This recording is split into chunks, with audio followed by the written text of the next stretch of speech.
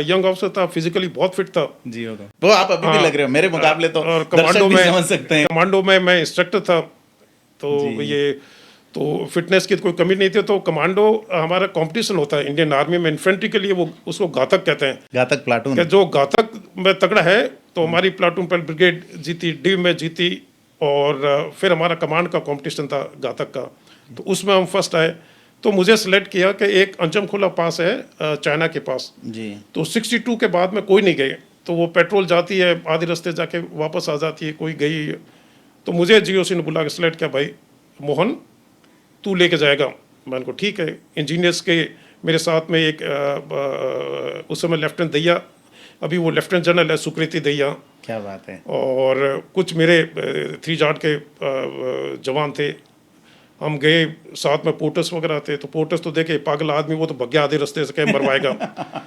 2 river, dry river cross की, फिर जैरो river cross की, फिर अंजम खोला पास। लास्ट में हम जो 3-4 जने थे वो वहाँ पहुँचे, अपने इंडिया का झंडा लगाए, वहाँ जो उनके निशान थे चाइना को उखाड़ के लेके आ गए। तो ये मतलब ये 62 के बाद हमारी अंजम खोला कौन से साल की बात है ये है 90 की।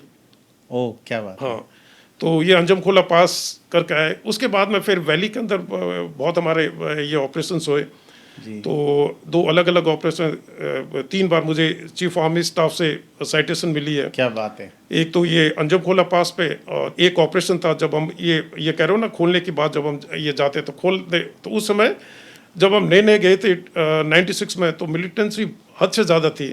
तो हमारी पलटन, हमारी कंपनी, मेरी कंपनी जिम्मेवारी थी। तो उस समय वो इन्फिल्ट्रेट करके आ रहे थे जी। तो उस समय हमने मुठभेड़ में काफ़ी मिलिटेंट को कितने के आसपास मारे होंगे ऐसे।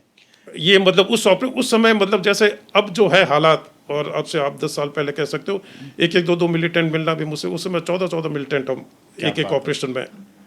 तो पर यह है कि मतलब फौज की जो मिलिटेंट है कि हम लोग काफ़ी, हमारा तो इन्फेंट्री का काम ही ये इनमें है।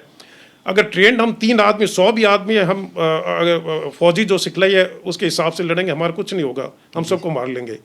आपने फौजी सिखलाई जहाँ छोड़ी तब नुकसान हो सकता है। बिल्कुल, ट्रेनिंग में जितना पसीना बहाओगे जंग में उतना ही खून कम बहेगा। हाँ, तो आपकी सिखलाई के हिसाब से आप करो तो कभी कोई दिक्कत नहीं होती। हाँ जी। तो आपको 3 बार जो चीफ ऑफ आर्मी स्टाफ से साइटेशन मिला, ये मेडल वगैरह तो खूब लगते हैं सर। तो कैसे देखते हैं आने वाली पीढ़ी को आपने ये चीज़ सौंपी है, आपके बेटे हैं, आपके दामाद हैं, आपकी बहनोई है, सभी फौज में हैं, तो अभी भी फौज वैसी ही है या कुछ बदल गया? नहीं, फौज में बहुत बदलाव आ गया। अभी जैसे अब अग्निवीर आ गई जी, इस पे अपन डिटेल बात करेंगे एक और वीडियो पे जी। और दूसरा फौज, जब पहले वाली फौज थी, पहले वाले हमारे मतलब जो हम लोग थे फौज में, तो आपस में इतना मतलब जवान जेसी ऑफिसर में इतना प्रेम था अपना एक दूसरे का, वो मतलब ये एक दूसरे के साथ। एक आपको बिल्कुल एग्जांपल हो, जब ये घातक कंपटीशन था ना, कमांडो कंपटीशन हमारा जी।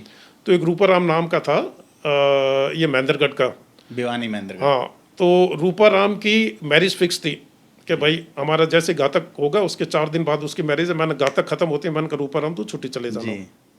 तो घातक कंपटीशन हो गया पोस्टपोन। तो मैंने कहा भाई रूपाराम तेरी शादी का लफड़ा है, तू जा शादी, तेरे लिए हमको दूसरा क्या साहब 6 महीने आपके साथ खून पसीना बहाया है, मैरिज तो होती रहेगी। और मैंने कहा नहीं, और उसके फादर पहुंच गए उसको लेने। रूपाराम ने कहा मैं तो आज जाऊँ ना कल जाऊँ। तो फिर उसकी वो मैरिज तलवार के साथ की। क्या बात। फिर कंपटीशन खत्म हुआ, कंपटीशन के मतलब वो ये 10-15 दिन बाद में गया। तो मतलब मैंने कहा ये मोटिवेशन लेवल और पलटन के लिए और अपना जो टास्क है उसके लिए जो लगन है, कह रहा यार अपनी जो हम फौज में पहली सिखलाई ये है कि सबसे पहले आपका देश आता है, उसके बाद में आपकी रेजिमेंट आती है, और उसके बाद में आप जो ट्रुप्स कमांड कर वो आता है, और आपका इंटरेस्ट उस समय लास्ट है जी। लेकिन अब आप सिविल में देखो उल्टा है सारा। नहीं, तो हमारा कोई भी अगर कल को हमारे टाइम में कह रहा हूँ कोई हमारा जवान कोई कुछ मेरे नीचे किसी ने कोई गलती की है, मैं कभी भी मतलब उस पर एक आंच नहीं आने दूंगा, सारा भार मैं मेरे ऊपर लूंगा जी। तो ये सिखलाई फौज में सभी करते हैं, मैं नहीं करता, सारे करते हैं जी। तो यही हमारी, तो हमारे आपस में हम लोगों को बांध के रखा है। हाँ। नहीं, भरोसा यही बचा है।